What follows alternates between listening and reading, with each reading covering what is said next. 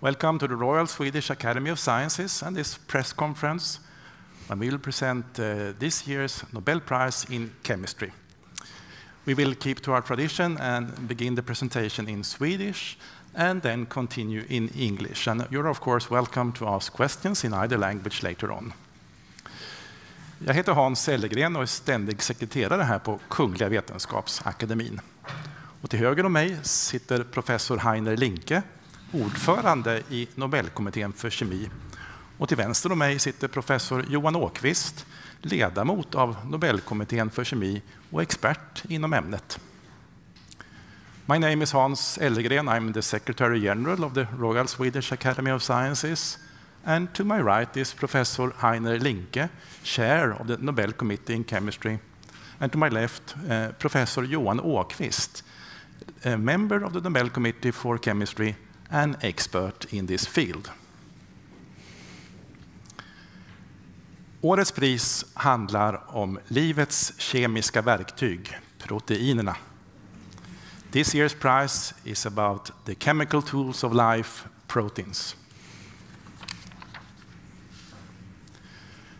Kungliga Vetenskapsakademin har idag beslutat att tilldela 2024 års Nobelpris i kemi med ena halvan till David Baker, University of Washington, Seattle, USA, för datorbaserad proteindesign. Och andra halvan gemensamt till Demis Hassabis och John Jumper, Google DeepMind, Storbritannien, för proteinstrukturprediktion. The Royal Swedish Academy of Sciences has today decided to award the 2024 Nobel Prize in Chemistry with one half to David Baker, University of Washington, USA, for computational protein design, and the other half jointly to Demis Hassabis and John Jumper, Google DeepMind, United Kingdom, for protein structure prediction. Professor Heiner Linke will now give us a short summary in English. Please, Heiner. We have a great prize for you today. Proteins are the molecules that enable life. Proteins are building blocks that form bones, skin, hair, and tissue. Proteins are motors that power our muscles. They are the machines that read, copy, and repair DNA. They are the pumps that keep our neurons in our brain ready to fire. They are antibodies that enable our immune response, sensors that our cells use to communicate, and hormones that regulate all the cells in our body. A protein consists of hundreds or thousands of atoms. The protein's biochemical function is determined by the precise position of each of these atoms in space relative to one another. To understand how life works, we first need to understand the shape of proteins. Therefore, it has long been a dream to learn to predict the three-dimensional structure of proteins from knowing their amino acid sequence, which is encoded in the DNA. For several decades, this was considered impossible. 4 years ago, in 2020, Demis Hassabis and John Jumper managed to crack the code. With skillful use of artificial intelligence, they made it possible to predict the complex structure of essentially any known protein in nature. Another dream of scientists has been to build new proteins to learn how to use nature's multi-tool for our own purposes. This is the problem that David Baker solved. He developed computational tools that now enable scientists to design spectacular new proteins with entirely novel shapes and functions, opening endless possibilities for the greatest benefit to humankind. Thank you, Professor Linke. And Professor Åkvist, are you ready to give a more detailed presentation? Certainly. Yeah.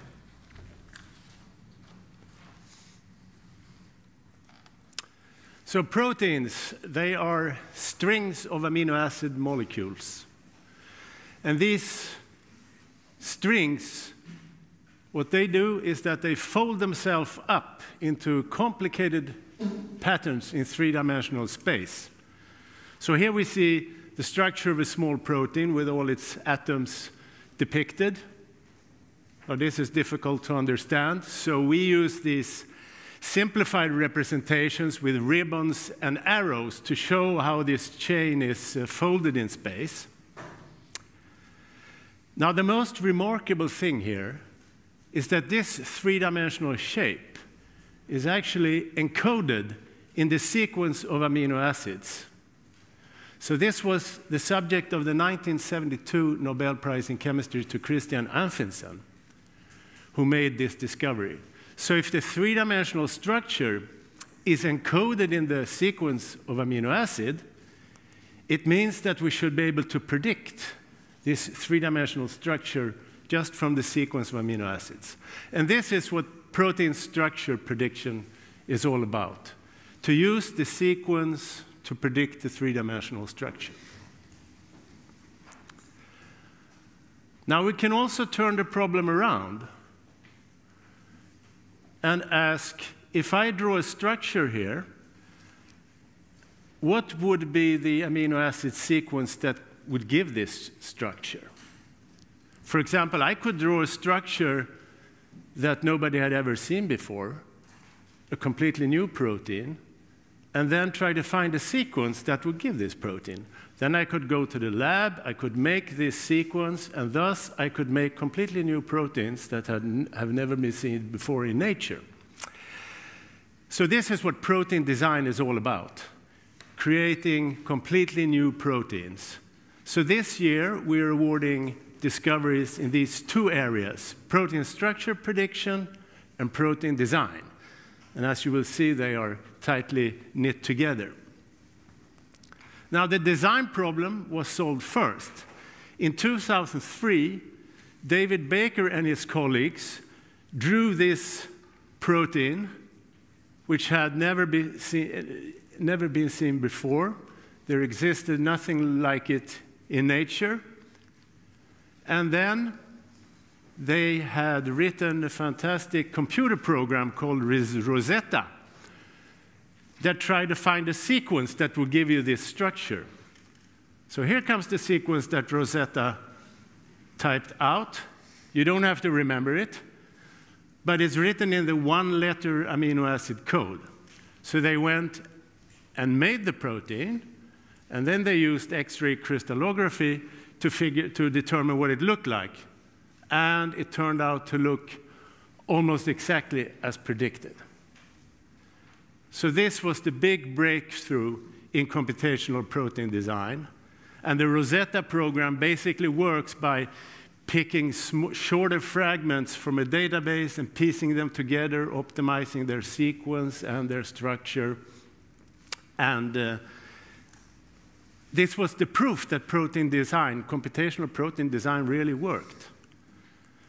Since then, the applications have been very many, and David Baker opened up a completely new world of protein structures that we had never seen before. Here you see some examples of the very many that have been published. You see, for example, inhibitors of the COVID virus spike protein, these yellow things to the upper left.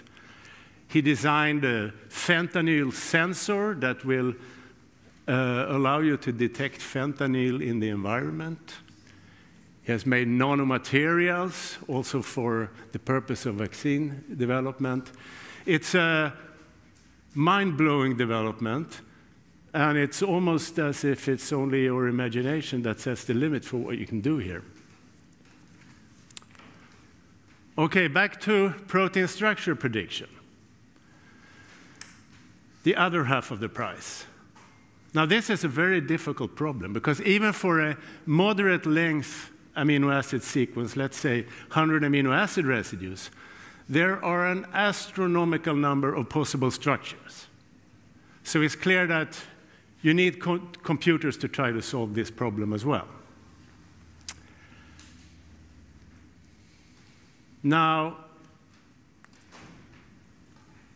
the accuracy of protein structure prediction was pretty low for many years. So you can see from this graph, up until 2016, it had barely reached 40% accuracy. So this field was moving slower. But then something happened in 2018, and particularly in 2020, when the program AlphaFold 2 was published. It was published the summer of 2021. The results came in 2020. So this work was led by Demis Hassabis and John Jumper at the DeepMind company. And AlphaFold 2, which had a predecessor called AlphaFold 1, that already was a step forward. But AlphaFold 2 reached now almost 90% accuracy. So this started to be compatible with experimental errors in structure determination. So it was an enormous breakthrough. How did they do it? Well, they used neural networks and deep learning.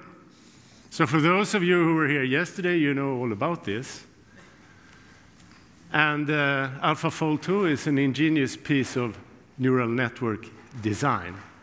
I will briefly try to tell you a little bit about how it works.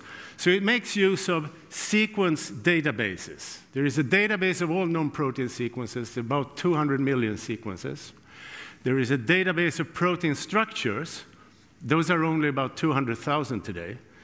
But the program is trained on these databases, and you give it an input sequence, and then the program does, or the network does two things.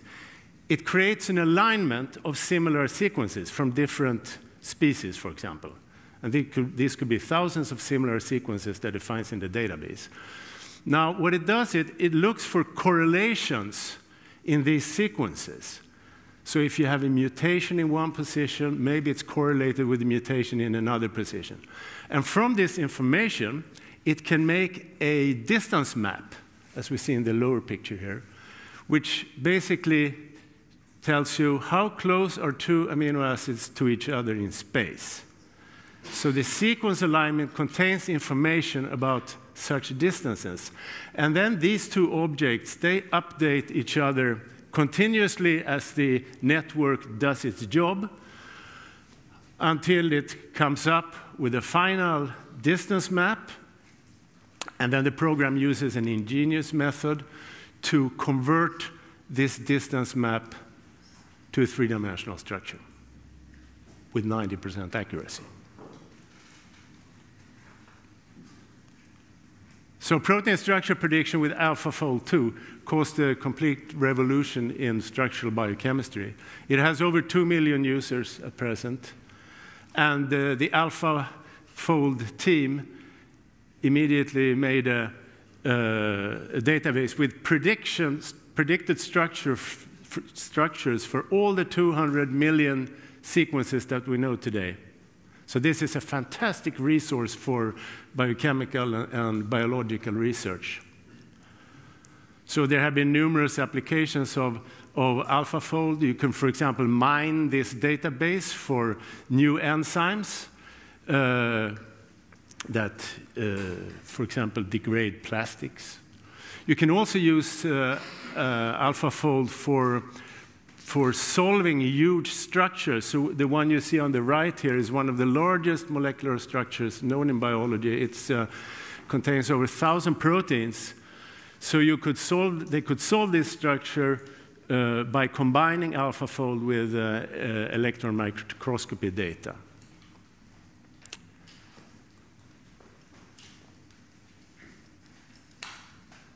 So the impact of this year's prizes in protein design and protein structure predictions are truly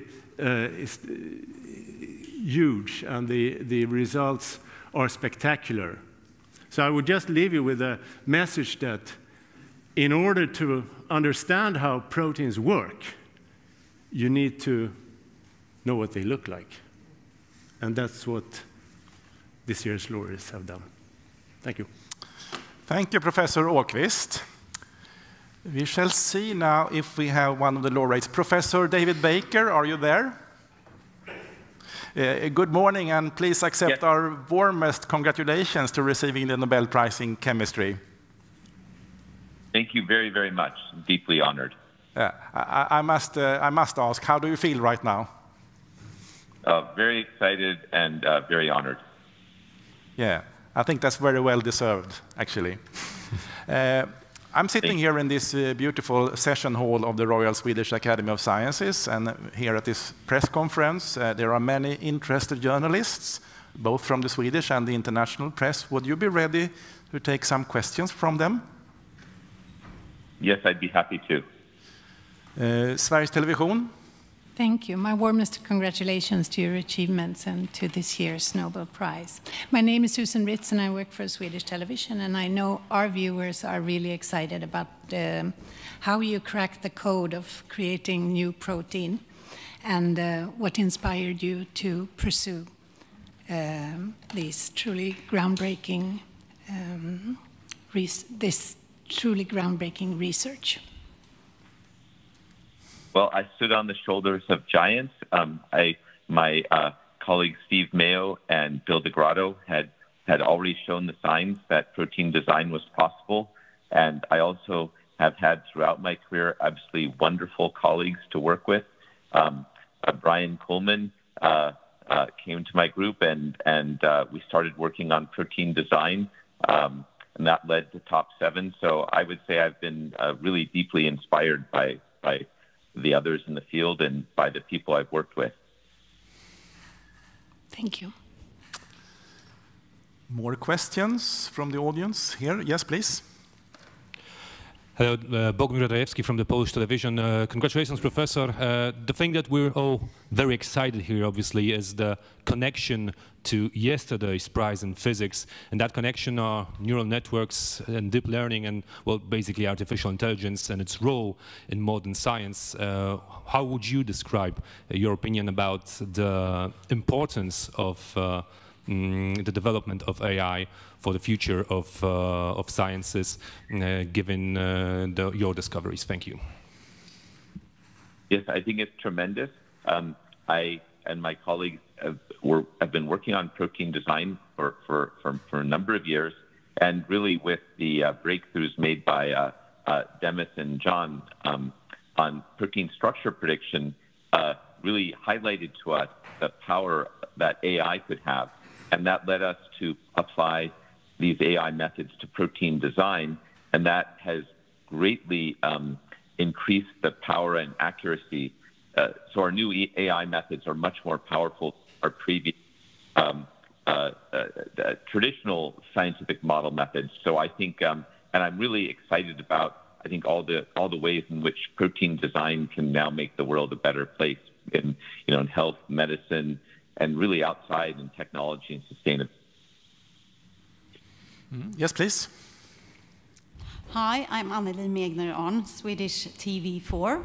Congratulations. I would like to know which one is your favorite protein and also what it does in the body and why it's your favorite protein. Oh, that's a good question. I love all the proteins, so I don't want to pick favorites, but I can tell you about one that we designed during the pandemic that protects against the coronavirus. And I've been very excited about the idea of a nasal spray of little design proteins that would protect against all possible pandemic viruses. So you, so you mean the fungus-like protein on the coronavirus? Is that the protein you're talking about? Well, it's a completely designed protein, completely new protein that blocks the coronavirus. Okay. More questions? Yes, please, over there in the back.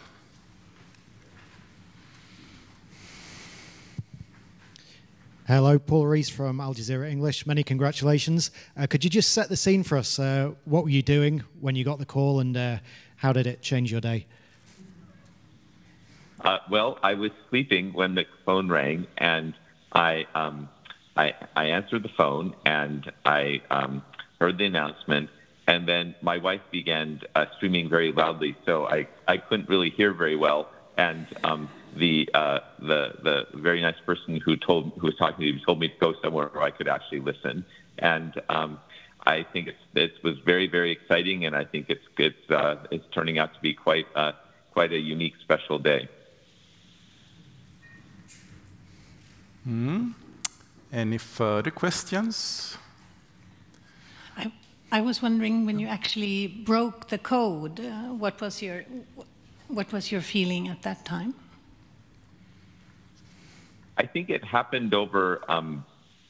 It really happened over many years when Brian Coleman, working with me, was able to design the first protein. We kind of imagined that was just designing a protein structure. It didn't have any function, and we sort of imagined what could be possible. And then really over the last 20 years, we've been able to design proteins with more and more complex and powerful functions that can do so many different things. And as we got better and better at that, then the scope of applications became more and more exciting. So it's been sort of this huge opening up of possibilities, because the proteins in nature do so many different things. They mediate all the processes in our bodies and in all living things.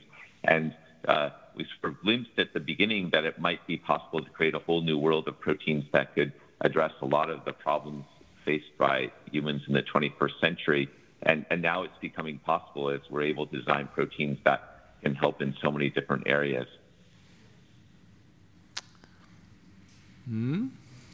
Yeah, final question here.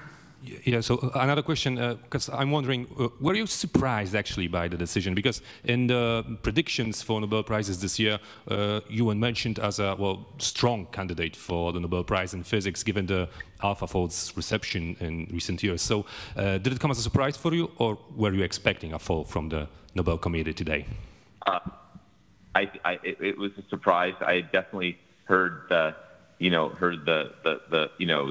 things on the, that people were talking, but still it was very surprised. And I just really want to thank my family, my wife, Hannah Baker, my parents, who I called right after I got the call, Marcia and Marshall, who I'm very excited will be able to come to Sweden with me, and my children, Amanda and Benjamin. And I also want to thank all the amazing people that I'm working with now, and the amazing people I've worked with over the years who really, did all this work and made it all possible, and have been sort of fulfilling the dream of what's possible with protein design. Okay, this seems to be the last question from the press for you, Professor Baker. Thank you. And once again, our warmest congratulations to you. And we look forward to meet you here in Stockholm in December for the prize ceremony. Thank you very, very much. I'm deeply honored.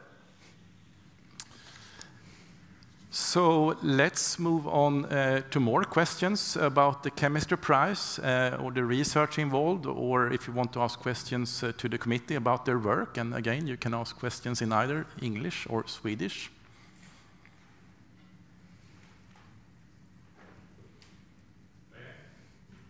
Please.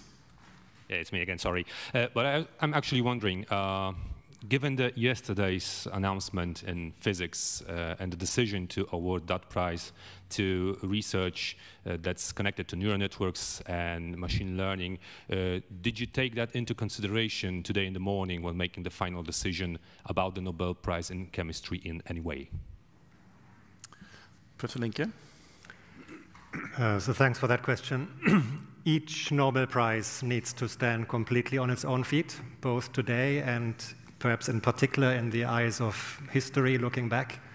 So that is the main consideration. And today's prize is really about a breakthrough in biochemistry. It's the making the connection in both ways between amino acid sequence and protein structure, which then is related to protein function, has been defined.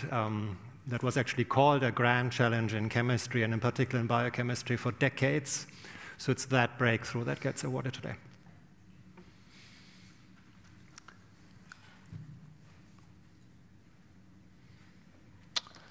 Yes, I don't see any further hands here. By that, thank you for your interest. We hope to see you back here next week on Monday when the Academy will announce the Sveriges Riksbanks Prize in Economic Sciences to the memory of Alfred Nobel. Thank you.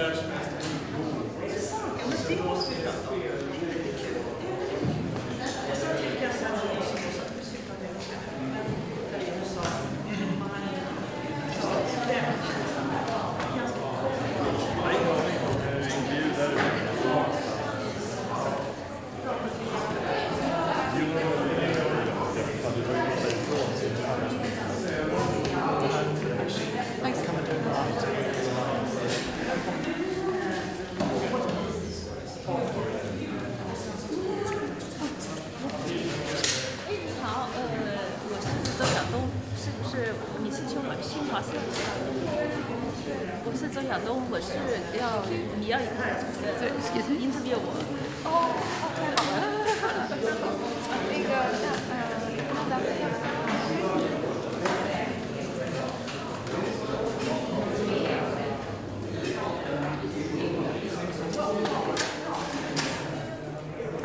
Professor Johan Åqvist, member of the committee of the Nobel Prize in Chemistry. Please tell us, what is this prize about? So this prize is about protein structure. And proteins are huge molecules that are made from amino acids. And it's a particular sequence of amino acid. They are connected in a chain, and this chain folds itself up into spectacular 3D structures. And then the question is, can you determine what these structures look like by using computers? That's what this year's laureates have done. And what did the laureates get the Nobel Prize for? Well, so David Baker gets the prize for designing new proteins. So he could draw protein structures in 3 dimensions, and then he had a computer program that could figure out what sequence of amino acids would give you this structure. Then he could make these proteins, some of which, or most of which, never had been seen before and didn't exist in nature. And what could he do? What could we do with those? He could use them for designing virus inhibitors, small sensors for opioids, for example, building new types of nanoparticles, nanomaterials. The scope is really limitless, what you can do with this. You said mind-blowing. Yes, certainly. In what way? Well, the number of designs that they have produced and published, the variety is absolutely mind-blowing. It seems that you can almost construct any type of protein now with this technology. And there were 2 other laureates, right? Yes. So the 2 other are awarded for predicting the 3-dimensional structure from the sequence. Now there is a huge number of possibilities for any given sequence. So it's an astronomical number of theoretically possible structures. So what they could do is to use an ingenious neural network approach to solve this problem. You give the program a sequence, and then it will produce a structure for you. So the design goes sort of the other way. I design a structure, and it will produce that program will produce a sequence, which I can then make. And what could all this be used for in everyday life or in future everyday life? Well, it's used for all kinds of things. So, for example, now the AlphaFold team, they made a database of 200 million protein structures from this. So now you can start mining this database for new things that you had never didn't know. Could you give an example? How could it affect? Well, people have been searching for enzymes that catalyze new reactions, for example, and also in the design area. I mean, there are numerous applications where you try to design vaccines, new inhibitors of things like viruses. And all this has to do with artificial intelligence as well, right? Well, at least the protein structure prediction half of the prize, that is based on neural networks. Now, David Baker's achievements, they were based on his programs that came a lot earlier, and they were more classical simulation programs, you can say. Can you tell us a little bit about this year's laureates? Is there anything particular you would like to tell? Well, if you're interested in games,